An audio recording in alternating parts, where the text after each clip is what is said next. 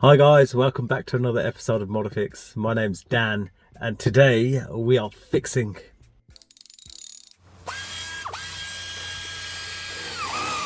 in the pursuit of fixing oil leaks on the MR2. I have bought some of these.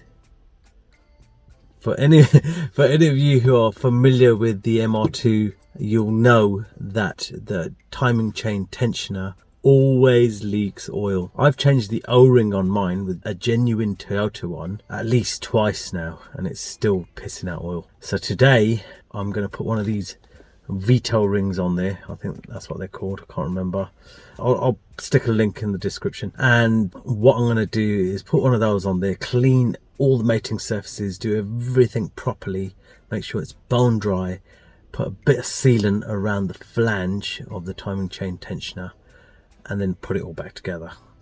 So without further ado, let's get on with it. For those of you who aren't familiar with the timing chain tensioner, it's that guy over there.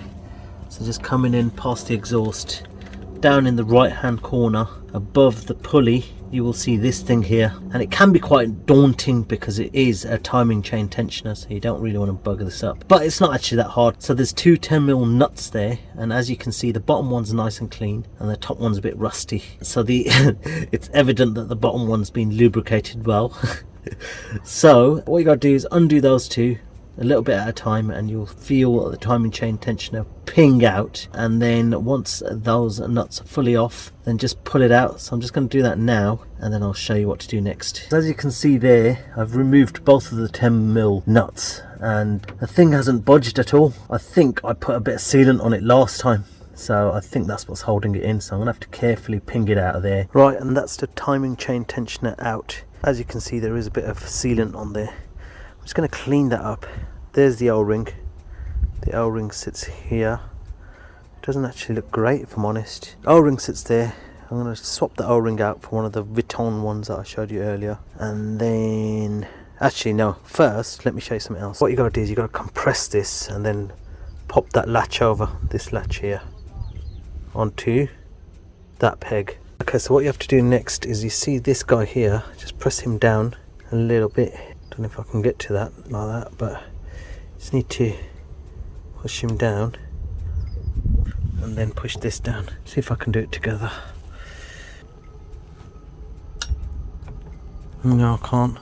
Okay, so what you have to do is just press that down with a screwdriver and at the same time push this against something soft, preferably like wood, and that will squeeze in and you'll hear oil trying to spurt out, and you will actually get a little spurt of oil coming out.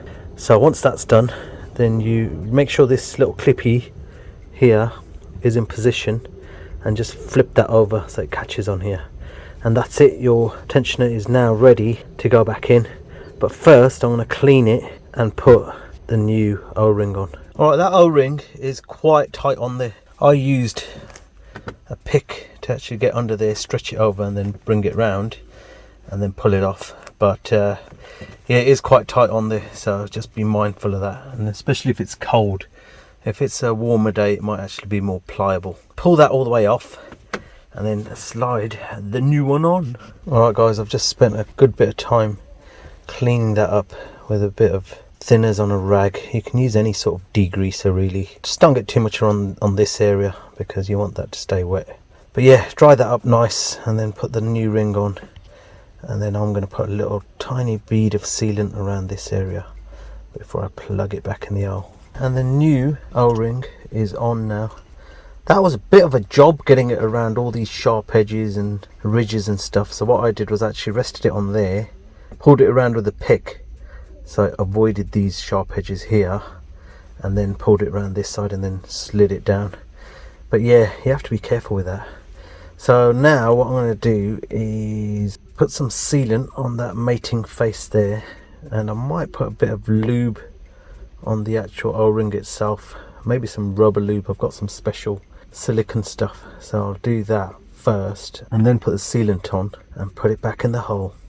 And if you're wondering, I'm pretty sure this only goes in one way, so you can't really get it wrong. I'll test it before I actually put it back in. Yep, and as suspected, it only goes in one way, so it only goes in that way. So if you're going into the engine, yeah, make sure this is on the left hand side, and if you look at the front of the tensioner, you should have, I don't know if all of them have got it, this little dimple here, so make sure the dimple's on the right, and that will make sure you put it in the right way. Let's get some sealant on there now and lube up that ring and get it in the hole. And as you can see, my hole and the surrounding surface is also nice and clean.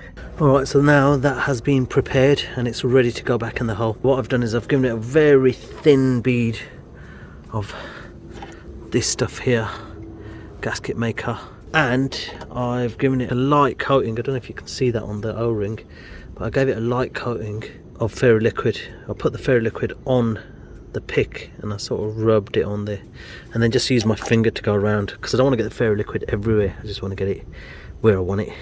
So now I'm going to put it back in the hole and tighten the bolts up slowly.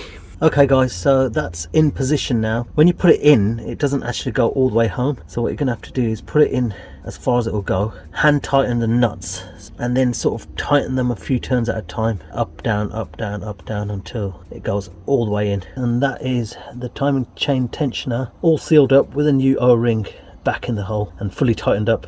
I don't know what the torque specs are for it, and I haven't done it to torque specs. I've done it with my little 1/4 inch drive until I felt it was tight enough. You can do it the way you choose to do it, but that's the way I've done it. And as you can see, the sealant has squeezed out nicely, which means it's seated in there nicely as well. You don't want too much sealant in there because you don't want it going into the engine. Final step now, what you got to do is put the car in fourth, handbrake down, and then you need to rock the car back and forwards. What it's supposed to do is actually turn the crank, and as a result what that does is it will release the tensioner.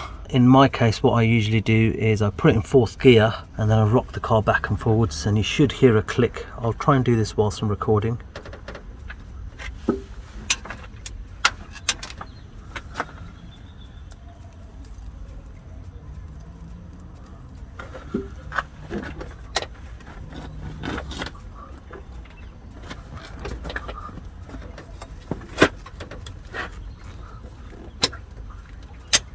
Let's stick the key in and start it up, make sure everything's in order, and then we're good.